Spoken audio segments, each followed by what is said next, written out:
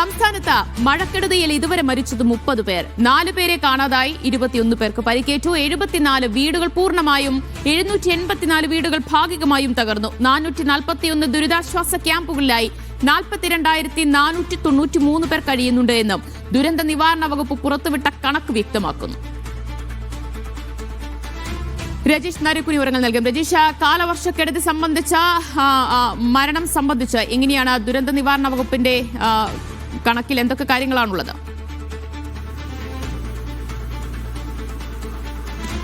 ദിവ്യ, സംസ്ഥാനത്ത് ഇത്തവണ ശക്തമായ മഴയെ തുടർന്നുണ്ടായ മഴക്കെടുതിയുമായി ബന്ധപ്പെട്ട മരണം 30 ആയി എന്ന ഒരു കണക്കാണ് ഇപ്പോൾ ദുരന്ത നിവാരണ അതോറിറ്റി പുറത്തുവിട്ടിരിക്കുന്നത്. അതിൽ 4 പേരെ കാണാതായിട്ടുണ്ട്. അത് മത്സ്യത്തൊഴിലാളി അടക്കമുള്ളവരാണ് 4 പേരെ കാണാതായ പട്ടികയിലുള്ളത്. 21 പേർക്ക് പരിക്കേറ്റിട്ടുണ്ട്. 74 വീടുകൾ പൂർണ്ണമായും തകർന്നു എന്നാണ് കണക്കിൽ സൂചിപ്പിക്കുന്നത്.